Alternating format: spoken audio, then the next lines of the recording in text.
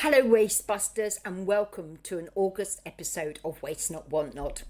I just finished creating an oracle deck, which is inspired by penguins, and I'm launching it on the 28th of August as a Kickstarter campaign.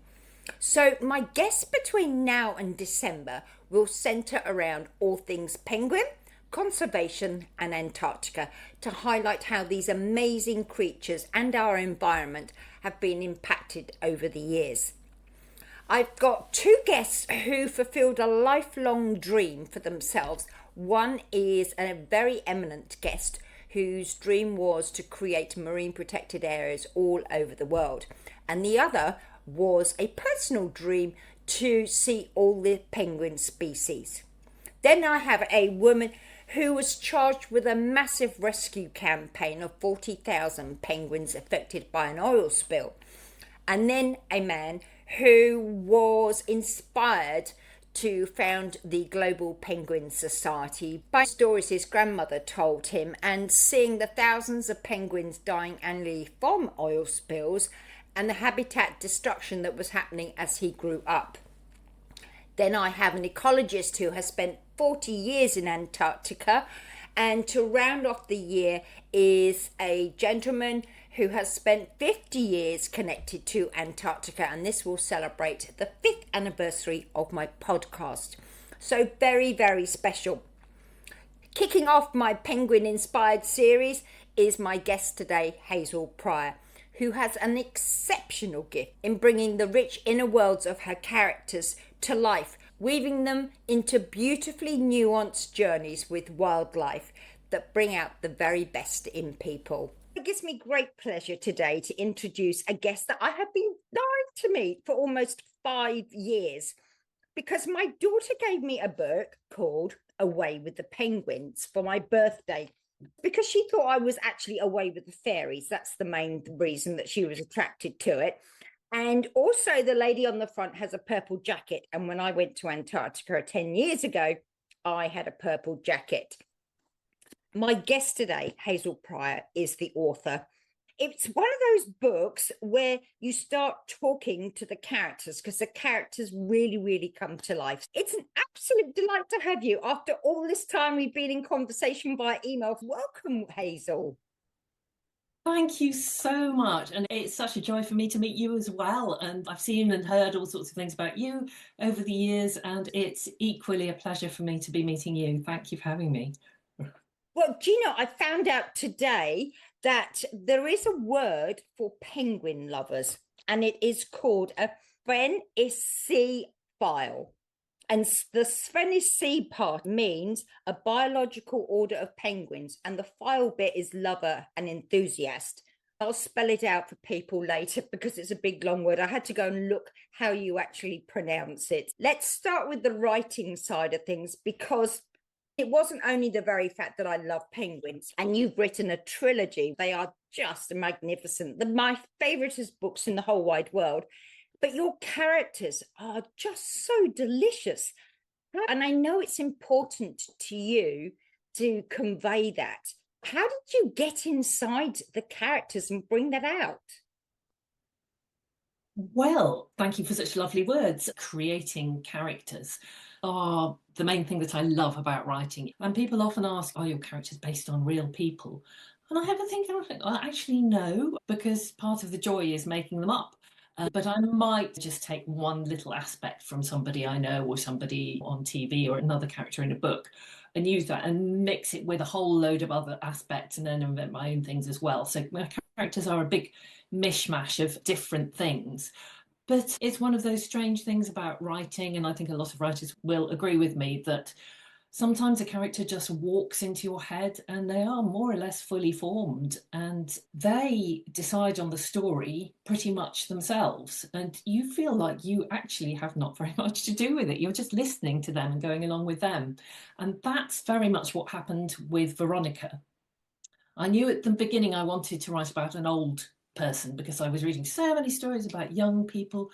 I thought, well, that's fair enough, but there needs to be a lot more, because lots of us readers are getting older and we're still having lots of adventures, still learning. So there needs to be more old protagonists out there. There are a lot more now, but when I was writing this, there weren't many. So that was my starting point. And then, Veronica just became this really, really strong character. And can I just say, it's interesting that you mentioned on the jacket that you saw that she was wearing a purple Yeah. jacket. But in fact, my publishers put that in, and that was a mistake because in the book, she's always wears red to match Yeah. her bright red lipstick because she's such a colourful character. So again, just this kind of amazing, strong, old, but very, very determined woman just came into my head, and I just kind of followed along. She's So I very love it. British as well, isn't she? Very aristocratic. I mean, when you say old, she's 85, isn't she? Yes, when the story begins, yeah. It's very inspirational that she has so much character and oomph in her and how life brings her alive. Yes, it's good that you say that actually, because actually at the beginning of the story, she's spent a lot of years doing not very much because she's been very closed. And you find out gradually throughout the story that this is because of things that happened in her youth.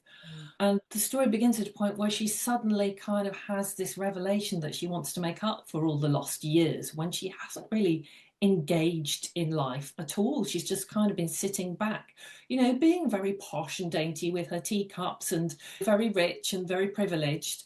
But deep down inside, she does have a heart and it's still beating. And she discovers that, strangely enough, through going to see some penguins in Antarctica. And it's very, very relatable as well, the characters in this one and in the following ones after, because in the second one, which is The Call of the Penguins, that's where the grandson comes in, and he's a very, very different character. I love the two of them working alongside each other and trying to work out the other one and form the relationship. Yes, they are. And when you first meet them, you think, oh my gosh, they are so different because she's very rich, he's very poor, she's very old, he's quite young, she's very cultured, and he's kind of quite rough around the edges. But I think when they are both thrown together in a difficult situation, all those layers sort of start to peel off, and you understand that deep down they actually are both quite similar. They're both very impetuous but very warm hearted. They both kind of want to do something to help. So they're both quite proactive. And I think they begin to realize this and warm to each other as the books progress. Yeah, across the three And stories. I think maybe it's my background in psychology, but it really makes you think about how everybody has a heart and we put on that front, but at the core of who we are, there is something that we can all get on with, and it's understanding where that person comes from that helps you relate to them better, and it really, really comes out. And when she's down in Antarctica and with the scientists as well, very, very different. And the life of the penguins as well, it brings all that out. It's such a lot for you to juggle. Yes, I'm glad you picked up on that because that's one of the things that I really wanted to put across in the book is something that I feel very strongly in my own life that we're forever judging each other, snap judgments and prolonged judgments, which are all according to our own specific filters because of what we've been through. Yep. And I think young people judge old people judge young people. We judge by appearances all the time and attitudes. We must make allowances a little bit more because we never know what that person has been through, what has shaped their own personality and attitudes. And I think it would do us all good actually to go to Antarctica and have all that stripped back, get back to who we really are, because often it's not the person that you're seeing, the person that you think comes across as a certain way is actually deep down somebody completely different. So I think we just need to be a little bit more aware that people aren't always what they seem to be, and we can't sit in judgment. And that applies to ourselves as well. I think we judge ourselves far, far too much. Oh, We just need absolutely. to we need to stop it right now. As an older person myself, it's also as the years go on, you care less about what other people think, but people do still make the judgments. And I think it's about really stripping that away. And as you say, in Antarctica, it is on my first trip in 2016, it was 5 weeks there and back on the ship. And there was no Wi Fi. Okay. It was an older ship. And the tranquility of the place, and it really does strip you back.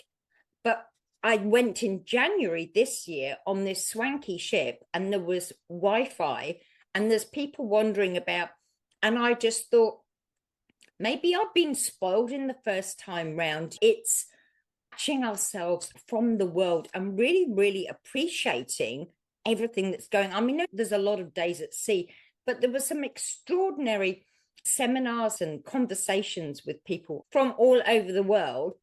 I just think we spend too much time in front of things and not using our imagination. And that's what I loved about your writing. The creativity in it was superb. There's a real depth to the story, the setting, the characters, and everything. So, have you always loved writing? I always have loved writing, yes, but it's not something I ever really considered that I could do as a profession. It's just kind of Okay. was a little hobby that I had as a child. I used to write little stories quite often about my teddy bears and stuff like that. And then I remember I wrote my first little novel. I say novel, it was really a short story for my mum when I was about 9. I wrote her a little story about a boy in the woods and a bird, I think it was, maybe an owl. And I've always written teenage angst diaries and stuff like that. So, yeah, I find writing helps me to think actually, because I've got a very big, messy kind of imagination which lacks any clarity. So I think when I write things down, it kind of clarifies things a little bit and crystallizes them for me. So I find it quite a useful tool. And when I kind of fell into novel writing, that wasn't really something intended. I won a short story competition. Right. And the prize for that was a full week's writer's course, all expenses paid. So I did that. And then that led on to other things. I thought, oh, I've won a writing competition. Maybe I should write some more and send them off to more competitions. So I did that obsessively over the next year. And one of them was a novel competition. I wrote my first 3 chapters of the novel and sent it off. And lo and behold, it got shortlisted, and they wanted me to write the rest of the novel really, really quickly within 10 days. So Really? I got it Oh, scribbled out in rough, I think, at that point. But I was thinking, probably never finish it. But that gave me the impetus to work really hard, cancelled everything, typed it all up, printed it all out, sent it off in the post. oh. And it got shortlisted and it got into the top 5. And I thought, my goodness, I wrote this so quickly that maybe there's something in this novel writing thing. And that became my first novel. So is that So Ellie and the Heartmakers? that was Ellie and the Harp Maker. Yes. And so where? Inspired by my Celtic harp. Yes. So what's the difference between a harp and a Celtic harp? Well, if you say harp to most people, they will think of the great big bling harp that you see playing in orchestras, great big, beautiful creature. Okay. But in fact, the harp is a very, very ancient instrument, and it was played by medievals. It's been played in Africa, in ancient Egypt, it's been played in all sorts of different cultures and Wow. countries in slightly different forms. And the Celtic harp, it originated in Scotland and Ireland and all the Celtic fringe countries, and is much, much smaller, much, much older in style, much simpler than the big one you see in orchestras. It's more limited in terms of the different keys that you can play in, but it's got a beautiful, beautiful, much more organic kind of sound to it. Hmm. And I learned as an adult, I taught myself how to play it because I kind of just Oh, discovered this old harp when I was a student, and it sort of progressed from there. I totally fell in love with the sound of it. I thought this is something really otherworldly about this, and yet very, very earthy as well. So I struggled trying to teach myself such a complicated instrument, but over the years gradually got better. And so that inspired my first book. oh, wow, that's beautiful.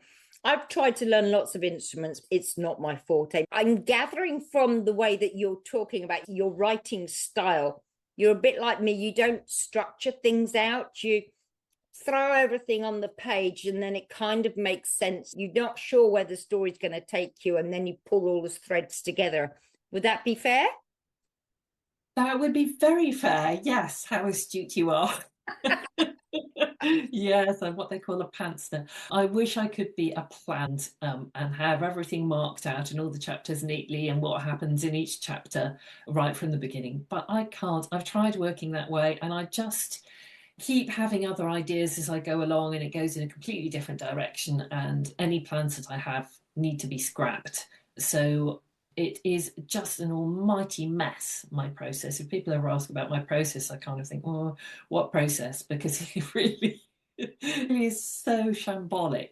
But there are a lot of ideas in there. Actually, to start with, I think, oh my gosh, I've got one tiny little limp rag of an idea. How can I base a story on this? But then when I start writing my way into it and writing little scenes, Mm. suddenly there's a whoosh of other ideas, and then it's just all a big mess. And it takes me forever trying to untangle it and trying to get it in a sensible order. So structure is my huge, huge problem, Oh, which tell I've me about rubbed. it. I work hard, get there in the end.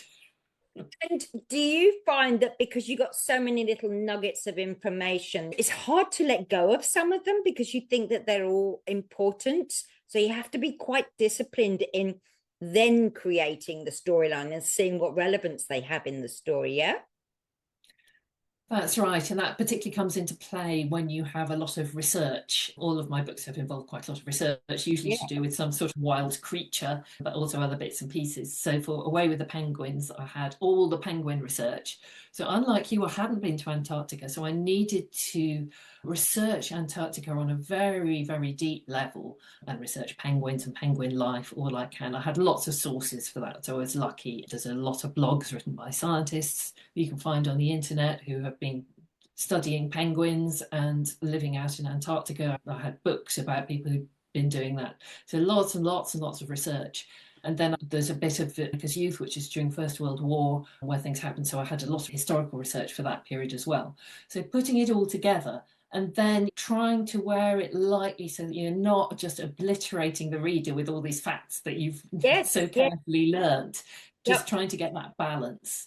So I have put in as many little nuggets of penguin information as I can that I think will be interesting, but also just weeded out a few so that I'm not just kind of throwing too much that's going to distract from the story. So yeah, it's a very careful balance. Yeah, and very intensive. So why penguins? I have to ask you. Right, well, two very good reasons for that. So, unlike you, I wasn't, what was the word? Sphenologist? No, And sphenophile? and is Sven is sea file. Sphenisciphiles. So obviously I love penguins, everybody loves penguins, but it wasn't really particularly on my radar. But I'd written this first book and I had a 2-book deal with the publishers Penguin. They wanted me to write a second book and I was thinking, oh, what can I write my next book about? What can I write? And I kept showing off to people saying, oh, I've got a 2-book deal with Penguin because obviously it's a publisher everybody's heard of. And this word Penguin just kept going deeper and deeper into my brain. And I thought, maybe I could write a novel that's based around penguins. And at the same time, I have a really dear friend. I'll give you her name, Ursula Franklin. She won't mind me telling you. And she went on a big penguin mission of her own. So this was after her husband died really, really suddenly. Lovely man, died really suddenly. But she, being an amazingly strong person, decided that she would give herself a mission to cheer herself up and to keep busy, to keep her life worthwhile. And she would go and take photographs of every single species of penguin in the wild because she'd always absolutely adored penguins and she knew that they had a big cheer up factor and she needed cheering up in a big, big way, obviously, after this tragedy. So she actually did that. And when I wrote Away with the Penguins, she was only on her, I think, second or third expedition. Now, as you'll know, there's 18 different species of penguins. So Yeah. she had an awful lot of expeditions to make. Some of them are in way out places, really rare, really hard to find.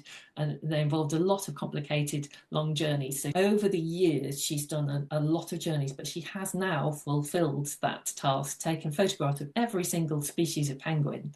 And she's created her own coffee table book because her photos are superb, called Mission Penguin, published by Bloomsbury. So look it up, people, all penguin fans. Take a look at that one with little stories and anecdotes. I tell you what, I'm interviewing Sylvia Earle next week. She's better known as her deepness. She's like the Jane Goodall of the ocean. And she has a company called Mission Blue, which creates hope spots for marine protected areas around the world. And the Ross Sea was one of her first 10 hope spots. And with a title like Mission Penguin, I'm just thinking it would be worth Ursula getting in contact with Mission Blue because they're on a mission. And I just love playing with words, as you probably do as well. It would be fantastic. Right. Well, I'll definitely tell her about that. Thank Yeah. you. Yes. Or Ursula, maybe you're listening to this. I hope you've taken note. Absolutely, absolutely. So you decided on the penguins because it was Penguin Random House Books. And so why did you choose the Adelie penguins in Antarctica? Is that because they're the most synonymous? Well, I think it was the Odalisques first because I didn't want to go straight for the Emperors, which was the obvious choice. I wanted Antarctica because I thought, well, that would just be such a fantastic setting for a book. Yeah. And I knew Veronica was a woman of extremes and she wouldn't just go anywhere. She would go to Antarctica, the most difficult place in the world. Yeah. And people try and stop her going because they say, you're old, you can't possibly do this. And of course, the more people tell her she can't, the more she's determined to do it. So, yeah, it had to be Antarctica for extremes. So I kind of narrowed down the choices a little bit, looked at all the species of penguins, and I was very, very charmed by the Adelies because they're little penguins, but they've got a big personality. They're very, very strong and feisty, like Veronica herself, and they're very charming. They've got these little bright eyes with little white rings around their eyes, and they're just kind of stumpy and just gorgeous. So I fell in love with them, and that just happened to be my choice for the first one.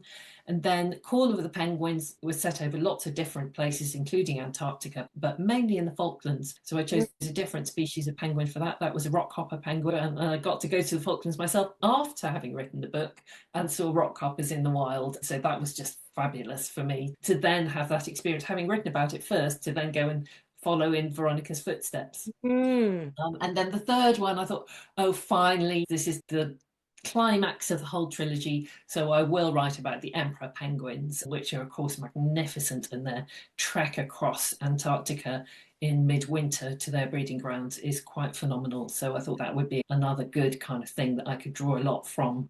So it all just kind of happened quite logically.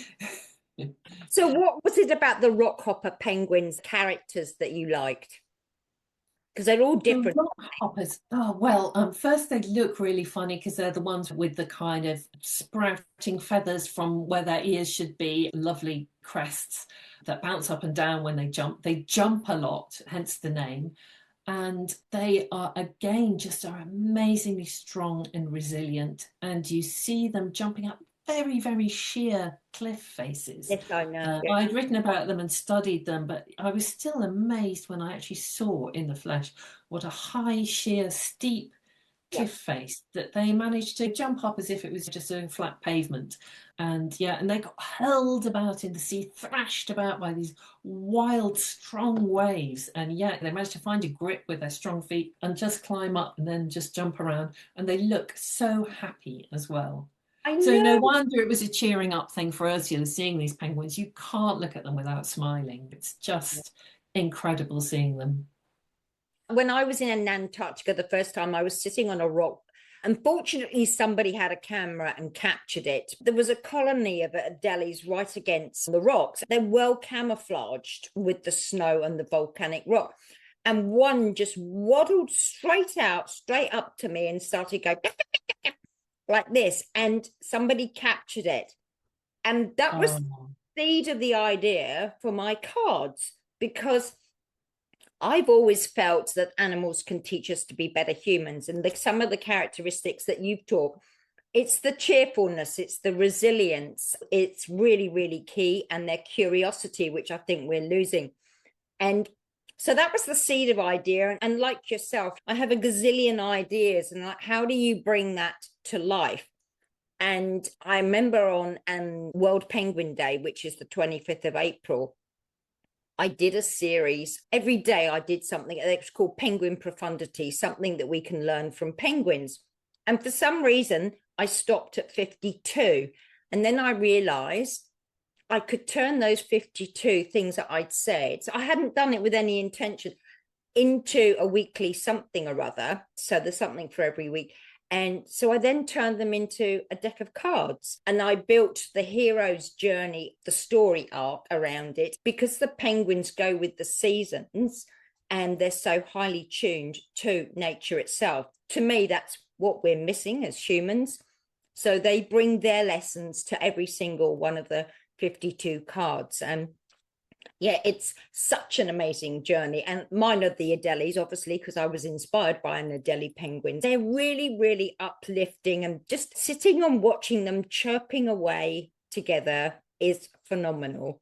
And the relationships they have. And I think one of the big things that you must have found in the colonies, where they are very individual, but the way they come together as a community, supporting one another in whatever conditions, because the 18 species are spread across all sorts of different landscapes, aren't they? I mean, there was in the grasslands, in bushes that some of them nest, whereas in Antarctica, it's on pebbles and ice.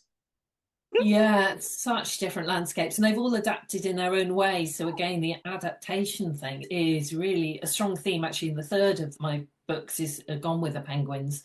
There's actually a penguin that lives on the equator in the Galapagos, Yes. really, really hot conditions. And then you've got the other extreme of the emperors in incredibly cold conditions. And they look completely different because they've adapted in different ways. Darwin said the creatures who are likely to survive best are not the most intelligent or the strongest, but those who can adapt quickest. And I think that's really, really important message for all of us, for life surviving in these very changing times, and psychologically as well, to be able to change according to your environment changing, I to think adapt quickly.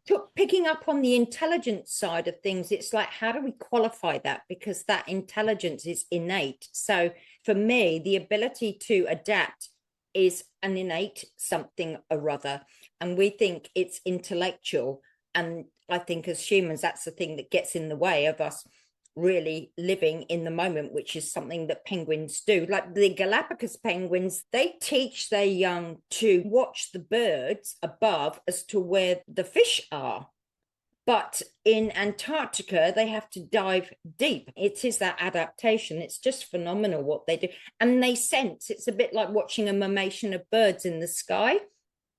They do it in the water together. They come together to actually capture all the food. And even the females, they can sense when they're out there fishing and the father's back there looking after the egg. They know 2 days before when the eggs are about to hatch, and they get home in time for the egg to hatch. It's Unbelievable. an incredible, yeah, it's this innate knowledge that wildlife seems to have that we are missing. And you're so wise to point that out. And I'll just say now, I think your cards sound absolutely brilliant and fantastic. What a brilliant idea. And the fact that you've got 52 different lessons drawn from penguins, I love that. I've got to have some. Like you, it's the journey of the writing, the exploring, the research, and bringing it all together. And now I've done that. And actually, a couple of weeks ago, I got the physical pack. So it's come off the computer and it's real. Like you, when you finally see your book in your hand and you think, nobody has any idea the volume of research and the pain and the traumas and the ups and downs, emotional roller coaster you've been through to put it together. And there's this book, suddenly it appears, and it's really emotional, isn't it? It is, it's incredible. And you just have no idea how far it will reach either. And you've got this thing in your hands finally, but yet you kind of have to let go of it again because it goes and it touches hearts right across the other side of the world. You'll be amazed when this happens with your cards, because I suddenly get messages from somebody in China or something, and they'll give me a little message about how much they love my book, or somebody in Brazil will say, oh my gosh, I loved your book. And then somebody else will say, oh, I've been feeling so down, but your book has really lifted me and lifted me out of depression. You get really touched and you think, my gosh, I've never met these people, and yet they seem to be profoundly moved by these mad workings of my imagination. Those are the things that cheer me on when it really is a huge struggle and a huge amount of work. And I think, well, yes, but you'll be glad one day when you get that one Yeah. message from that reader to whom it means so much. Did you have a market or a reason for doing it? Because they say that's a good idea, your target market. I don't think of the readers too much, because if I do, I think I would be paralyzed by Yeah. fear. Yeah. But I think I have this vague kind of conception that because I went through many years of extreme pain and illness myself, and sort of psychological bad things were going on in my family at the time. And I always turned to books, to novels, to escape from reality and to draw solace from the world. And a lot of those novels were fantastically written and just brilliant, but made me feel worse about humanity because they just drew out the bad things. Yep. And I came away from them feeling depressed. But then there was another whole group of them that actually, although they put the character through hard things, came out more positive, came out stronger at the end. And I felt uplifted by them and more hopeful. And I think when I first realised that I might have hope of getting published, I thought, I want to write novels that are in that other category that will make people feel better about life, because these novels have really helped me during the hard times. So I don't think about it too much, but I'm pretty sure that's always there in the back of my head. I don't want to make novels that will make people feel worse. I want to write novels that will make people feel It's better. interesting that this hope theme, because my family motto is hope lightens difficulties. It was the motto was given to my ancestor when he discovered the North Magnetic Pole. And Sylvia Earle, who I've been talking about, Mission Blues, she created hope spots. So there's a great theme. And I would definitely say, I think it was evident from our earlier conversation that the fact that Veronica is 85, there's a great deal of hope. The way that she changed, and because all the characters are relatable, you can see how even in the lows in life that you can help pick people up, and there is that really bright, insightful curiosity, and it just makes you smile. That's what I really loved. I was captured by the characters, the way that you brought them to life. It was just phenomenal. Oh, thank you so much. And I always worried as well writing about Veronica, especially in the first few chapters, because I haven't made her very likable. I always think, oh gosh, I really hope people aren't put off reading this. She's very spicy and not actually very nice to the woman who comes around and cleans for her and looks after her and does so many things for her. She's actually quite mean to her. And I think, gosh, I hope people don't stop reading now and people will give her that chance and read on. And I kind of made it vaguely funny as well. And I think, well, hopefully that will be enough to keep them reading on. And most people have really loved her in the end, even if they didn't warm to her much at the beginning. But I think the way that you did it, goodness knows how, but I felt that there was a real understanding. It was Eileen, wasn't it? Her help. Yes. She really understood Veronica's character, so she was very supportive. She knew she was a grumpy old bag, but she didn't let it get to her. And that was something that helped carry it through. Because I found myself talking, said, "Don't be so bloody rude." Good, good, good. I know. And I love, she's one of the characters who's kind of in the background in the first two books. Now I thought in the final book, I have got to give her a voice and give her an adventure of her own. I'm very, very fond of her. She just sticks to Veronica no matter what. She's kind of fazed by all the little things in life, but she's not fazed by the big issues. She just seems to accept those and accept people as they are. And she's just such a sunny soul. Yeah, really like her. So then you had another about an otter. Was it Life and Miracles of an Otter or something? Life and Otter Miracles. Oh, Play on words, you see, otter and other, yeah. so obviously you're a great lover of nature as well and animals and bringing the two together. So what was the inspiration for otters? Well, interestingly, after I'd written the first two Penguin books, I thought that was it because it was never intended to be a trilogy. It was just one book, and then suddenly it ended up being another book. And then I pitched a completely different sort of book to my publishers, which was a historical novel, actually. And they said, no, no, no, no, we don't want a historical novel because lots of readers won't touch that. And readers love your contemporary wildlife novels. Please give us another one of those. And they said, can you put a cute animal in it? And I thought, oh, cute animal. Well, how do I follow penguins? And I was really panicking about it and thinking, oh, I want to write about a wild animal. Yeah. Which wild animal can I write about? But we live right beside a river. And while I was walking about agonizing, one day an otter actually popped its head out of the water. Wow. And gave me very clear instructions. You hardly ever see otters. They're very rare in this country. I don't know if they are in My little Australia. belly penguin, isn't it? It's nature. There's so many signs and symbols, but we have to Yes. pay attention. Yeah, and it told me to write about otters, and I thought, yes, that seems right. And then I had to do a lot of research into otters and went down to an otter sanctuary And again, it just kind of gradually shaped itself around the story of the otter and the story of the person who actually, I'll give away this, that she's suffering from chronic pain, which is something I've been through, which I never wanted to write about because it was so horrible, long term pain. And then I was meeting all these people who had pain. I thought, I've never read a novel where the main character has this long term pain. So I thought, I've got to write one. And that actually went quite well with the otter, because the otter kind of uplifted the story, because like penguins, otters are incredibly playful, joyful creatures, and I didn't want it to be a sob story about somebody being ill, very much not. So it ended up being a sort of mystery set in an otter sanctuary, and the otters are this kind of bright, playful presence, but then you've got this other darker thing going on underneath. Yeah, it's a bit of a sort of whodunit in there as well. It's a strange mix, but I love it. Actually, what I'm saying about animals can teach us to be better humans, because my name actually means lover of horses, and I do equine assisted learning. So I've worked with horses who mirror human behavior. And I don't know if you come across the film Rescued Hearts. It's a documentary about how horses heal humans. Absolutely fascinating. I'm hoping to get an interview with Dana as well. Again, animals really, really can teach us an awful lot. I thought you were going to say, because you've got a book coming up and there's great mystery around it, and I'm not going to prod you too far. One coming up in May next year. Now, I'm thinking maybe you might have pulled something from your Falkland trip and it might be albatross. I'm not asking you to tell me, and that is what I'm thinking. I'll just put it out there. So you're thinking albatrosses.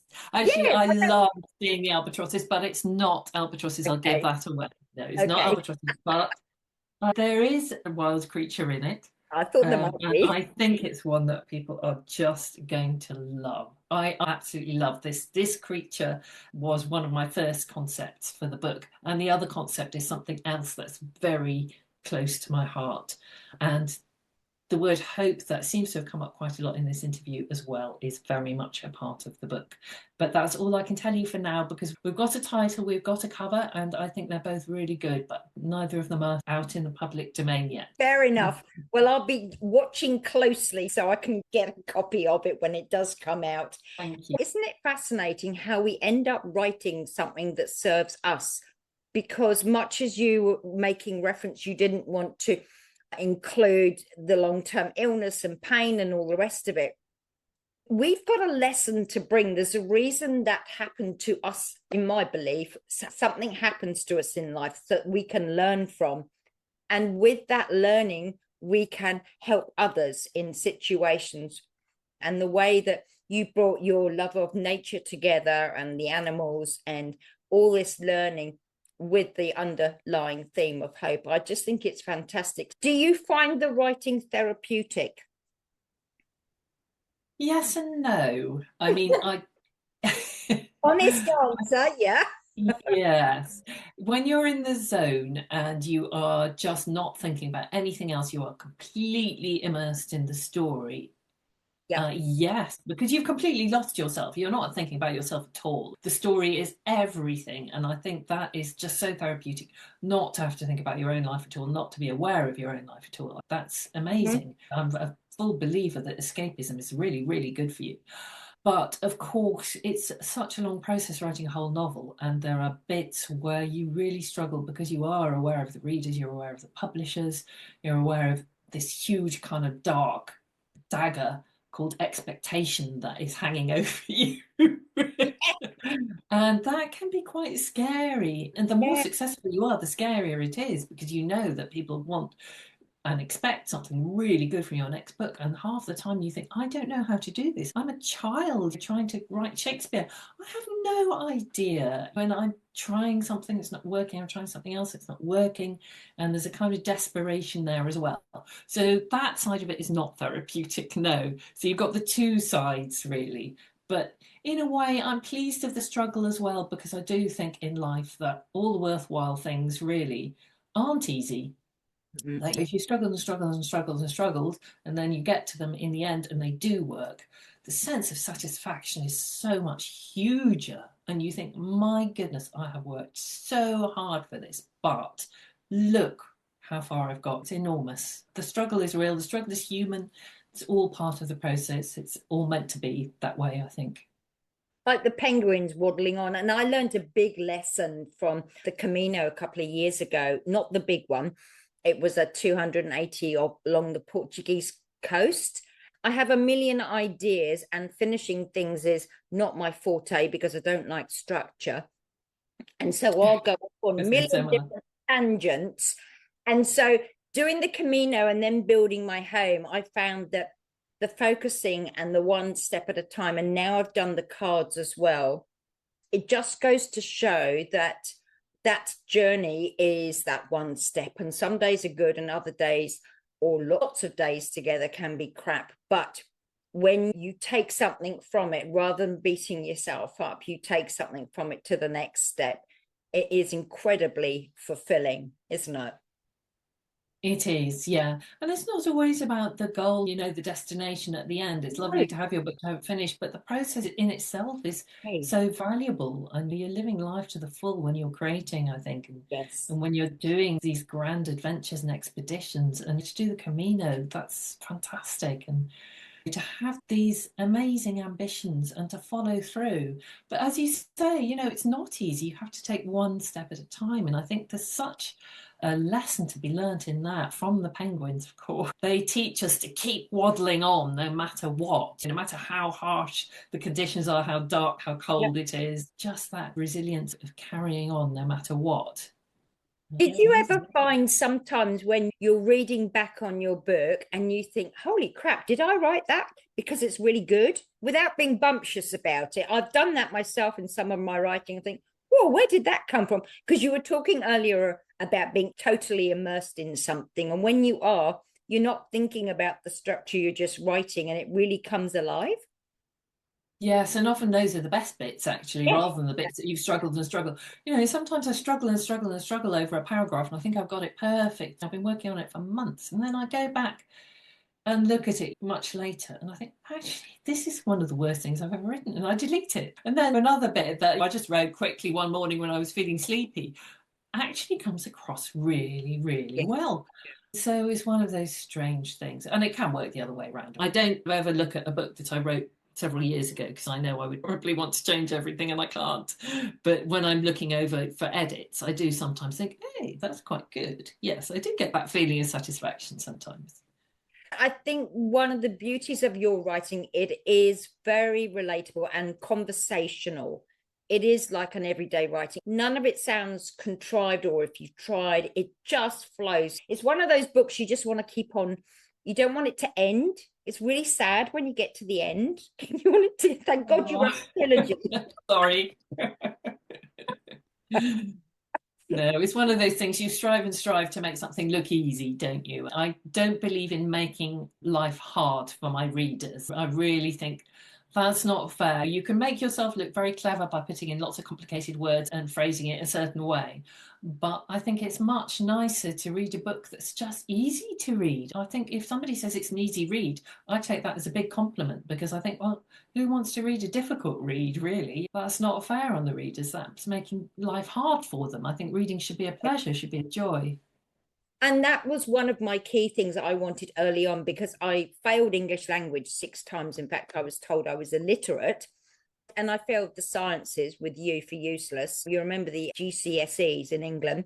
Yeah. But now I write about the sciences, which is hysterical. So my goal is actually to make things simple and relatable because I'm talking in my nonfiction book about quantum science, but in a way that's easily digestible.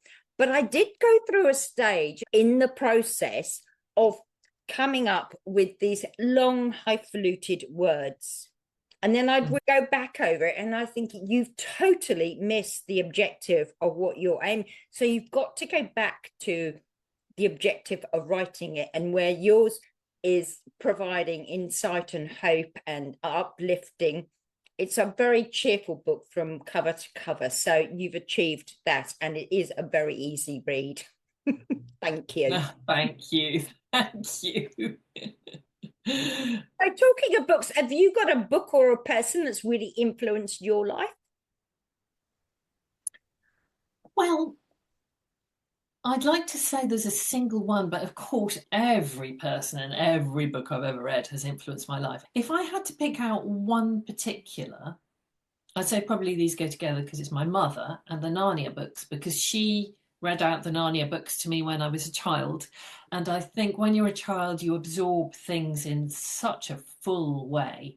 And although all the books I've read as an adult have influenced me and influenced my writing and my thoughts, I think when I was a child, being read to by my mother, that particular set of books, and obviously I'm an animal fan and a nature fan, so I utterly fell in love with Narnia. And that made me fall in love with stories, with animals, with the imagination, with what the imagination can do. And the fact she did that for me and my brother, she read that out to us every night without fail. But those are the books that particularly stand out in my mind. So I think, yeah, that would be the one that I would pick if I had to pick one. And do you have any quotes or sets of words that keep you going? I have quite a lot actually. Recently, I've started writing them down because people give me beautiful gift books. So I've got this book that I don't know if you can see it. Somebody gave me this beautiful, beautiful book. And of course, I don't want to write my normal scrawly notes in it because that would just ruin it. It's such a lovely book. Somebody else gave me a gorgeous fountain pen. I thought, oh my gosh, my writing is so awful, but I'm going to practice writing really slowly and really well with this writing pen in this beautiful book, and I'm going to write down my favourite quotes really slowly every day. And that's become a bit of a meditation. So I have Oh, many, many favourite quotes. The one that's sticking out to me this week is, I'll just read it out so I can get it right. Charles Dickens, do all the good you can and make as little fuss about it as possible. awesome. I Beautiful. think that's a nice one, but there are lots, yeah. So, talking about making as little fuss as possible, what do you do when you get yourself in a funk? How do you get yourself out of it? Oh, I'm not particularly good at that. I do have a few strategies. Yeah, I do get very emotional, very stressed quite easily. I think I'm just one of those types of people. But obviously, nature really, really helps. So, getting out there, going for a walk, looking at things, listening to the birds, just paying attention to all the senses. Listening, especially, really helps, I think.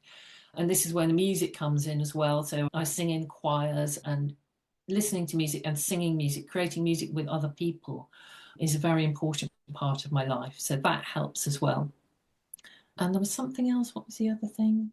I think just breathing deeply, which I forget such a lot. I breathe very shallowly, naturally, especially outside, just really taking the time to breathe and avoiding social media, because Yeah. that I find is a huge distraction. It eats up time. It's stressful because you keep seeing alarming, upsetting, terrible things.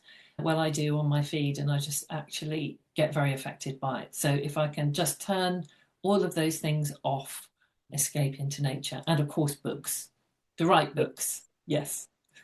But you're talking about the music side of things. Sound healing is a really big thing because going to the quantum science, the sound waves actually impacts us. Sound is very healing itself. And reverting to the penguins, because the last card in my set is the soul signature song, because you can have thousands of penguins and their call is very distinct, and they find their partner when they come back from sea amongst thousands, and each and every one of us has that same thing in us. We have a different tone, and that's what attracts like-minded people. So sound is really important. And I have discovered, because I go to a speakeasy club, it's a bit less formal than Toastmasters. And the thing I've learned in the last 4 years and doing the podcast is the listening. It's really being present and listening to what's going on, as opposed to thinking about what you want to say yourself, hearing somebody out so that you appreciate them in their fullness. That is a really, really good point. And I think that's something we all suffer from. When we partake in a conversation, it's so easy to think, well, what can I say next? Instead of just taking in what the other person is saying. I'm very bad at this myself, I realise, because everything spurs off a little thought in my head and I'm following my own little thoughts around all the time, that I'm quite often missing the next part of the You think conversation. you've got to hold on Next to thing it goes, because it's going to disappear as well, I find. I know. You just can't take it all in. But yes, I definitely need to try and focus on that listening more. It's definitely a skill, and I think it can come with practice, like most things. And like your breathing, because the breathing is fundamental to life itself. If you consciously breathe deeply 2, 3 times a day, that when you're in a stressful situation, your body gets used to it because it stops the adrenaline flowing and the cortisol and the stress levels. So as soon as you take a deep breath, your body knows it's going into relaxing mode. So it calms down a lot quicker if you keep practicing it. I read recently that the birds sing when they're relaxed because they have a completely different call when they're alarmed. They have their alarm calls, but when they're actually singing, then they're relaxed. So actually listening to them passes on that relaxation to you. So we should always listen to bird song, which I've always found it relaxing anyway, but now I understand scientifically why a little bit more. Fascinating. The teaching aspect of things, do you teach writing and or music? I have done both. Yes, I've done a few workshops with the writing, and I'm thinking of possibly doing an online course at some point in the future. Might do that because I used to be a teacher. I used to teach English to foreign students, so I've got a bit of a teaching background there as well. And I have taught beginners Celtic harp because I'm self-taught myself. I don't feel I can teach them through exams and grades and things, but I can Yeah. certainly teach everything I've learned myself through experience. I wouldn't attempt to teach singing or anything like that because I'm not good enough. But yeah, have taught some of those things. Yeah. Oh, fantastic.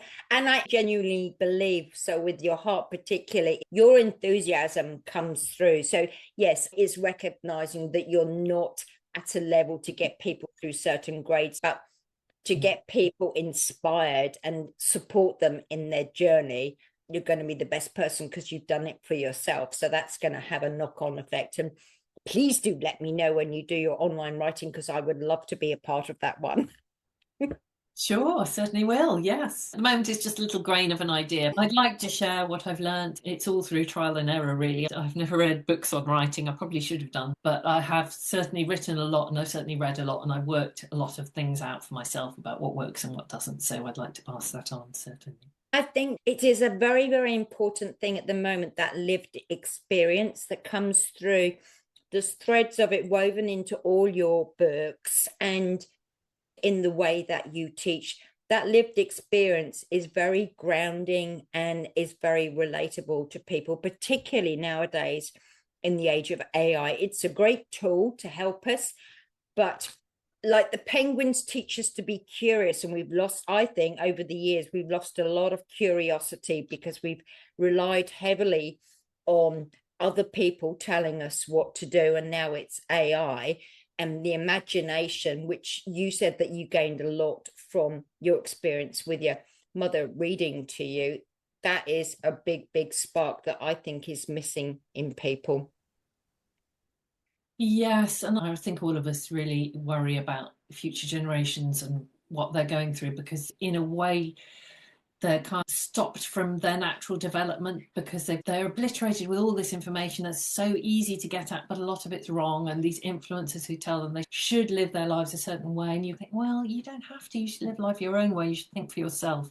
You shouldn't be influenced in that way. You should think and imagine and let yourself be what you are rather than trying to wedge yourself in this particular small shape or push yourself in this particular direction. Actually, my cards are about helping people find their true north and doing things their own way. If penguins fall over or face plant, they don't look around and see who's looking at them or laughing at them. They just get up and waddle on. And all your characters, like Veronica, is just teaching us to waddle on and appreciate the moment. And I've so appreciated the last hour or so with you. It's been an absolute delight. Is there any parting words that you would like to leave people with? Oh, parting words. Oh gosh, now you're asking. Just let yourself be who you are and don't worry too much and be more penguin. What a great way to finish. Thanks for your time today, Hazel. It's been a Oh, delight. thanks so much. Thank you. Do you know, one of the things I got from the interview with Hazel was the journey, the process that we go through, and how important it is to acknowledge each part of it. I know for myself in creating the cards that it really brought the whole thing through. And it's been a subject around about AI is going to replace it. AI will never have that emotional connection to something. And there's always a human behind creating something and giving instructions to AI. So don't forget that whatever your skill set is, just stay creative, because it really gets the old imaginative juices going, which is one thing that keeps us thriving. You remember that Hazel mentioned her friend Ursula Franklin. Well, I've actually managed to set up an interview with her, and that will be probably in about a month's time. I'll put the link to Hazel's website in the description below so you can have a look at all her books. And don't forget to visit the Pips Poo Oracle cards on my own website so you can sign up to the Penguin Post and you'll be notified as to when the campaign kicks off. When the penguins waddle out, and you'll be able to pledge to buy a pack for yourself. I'd love to hear your comments and feedbacks, especially from those people who are writers or who love penguins or conservation or linked to Antarctica in any way.